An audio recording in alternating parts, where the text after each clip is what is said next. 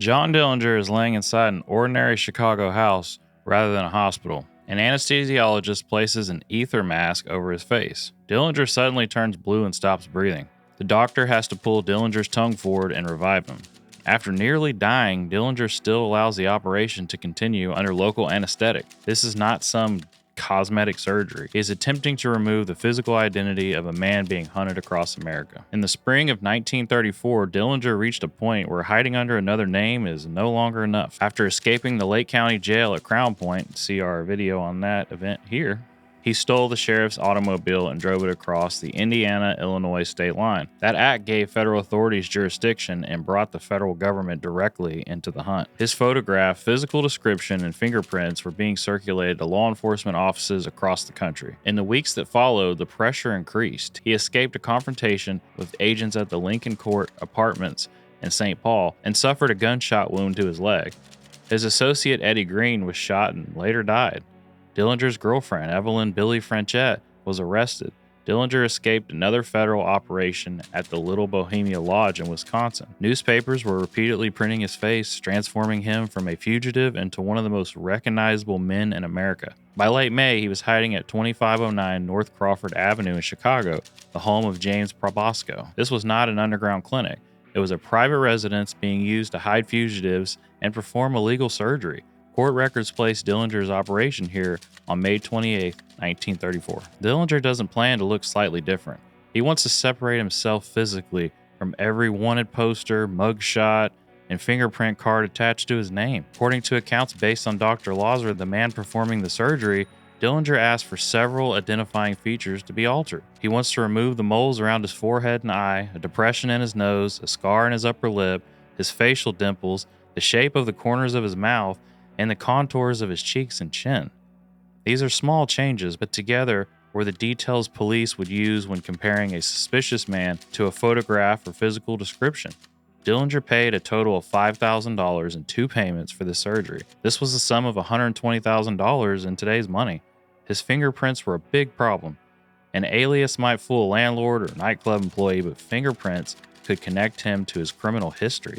By 1934, fingerprint identification was so established that the federal court later described it as the surest known method of identifying criminals. Dillinger wants 2 things: a face that strangers will not recognize and hands that police cannot identify. Dillinger can't enter a legitimate hospital under his own name. Doctors, nurses, paperwork, and visitors would all increase the possibility of discovery. The operation, therefore, takes place inside Probosco's house, surrounded by people who know they are hiding a federal fugitive. The house provides secrecy, but it does not provide the safety of a properly equipped operating room. The doctor performing the operation is Dr. Wilhelm Lauser. Lauser has a troubled reputation involving narcotics and offenses and connections with Chicago's criminal underworld. That makes him useful to Dillinger because he's willing to perform work that a conventional physician would regularly refuse. It also means that Dillinger is placing his life in the hands of someone operating outside legitimate medical practice. Dr. Harold Bernard Cassidy is a physician that is in charge of administering the anesthetic. He attempts to place Dillinger under general anesthesia with ether.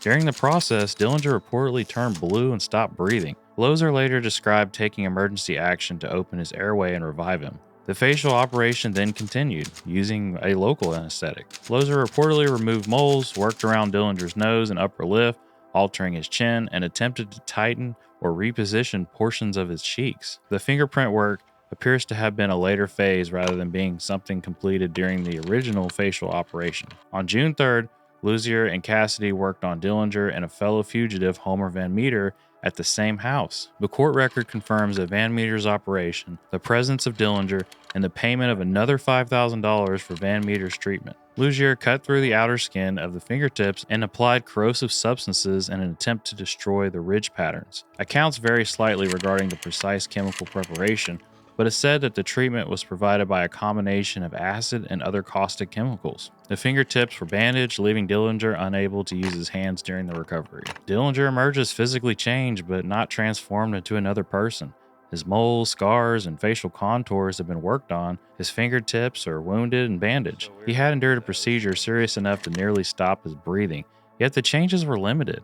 Accounts from people around him indicate that he was not completely satisfied with the facial results. Dillinger said, "Hell, I don't look any different than I did," after staring into the mirror. The fingerprint procedure was almost failing beneath the bandages. The chemicals damaged certain portions of some prints, but much of the surrounding ridge detail survived and became visible again as the fingertips healed. A later examination of prints taken after Dillinger's death found that most of the ridge patterns remained intact. Dillinger began the operation believing identity is something physical that can be removed. A doctor can cut away a mole, close a dimple, or burn a pattern from a fingertip, but after the operation, Dillinger remains surrounded by people who know exactly who he is. The surgery also changed the nature of the manhunt. It's no longer a search for a bank robber. Now federal agents are investigating his attorney, the two doctors, the homeowner, and fellow fugitives receiving similar treatment. To attempt to erase one man's identity creates evidence against an entire group. Less than 2 months after the facial operation, federal agents are waiting when Dillinger left the Biograph Theater on July 22, 1934. He was shot in the back while leaving the theater with 2 women. He was pronounced dead later that night. Prints taken from his body showed the heel damage caused by the attempted mutilation. The central areas have been affected, but most of the identifying ridge patterns remain. A forensic study published in 1935 used Dillinger's prints as an example of why attempts to obliterate fingerprints were generally futile. Dillinger was not defeated because an agent looked at his face and recognized him.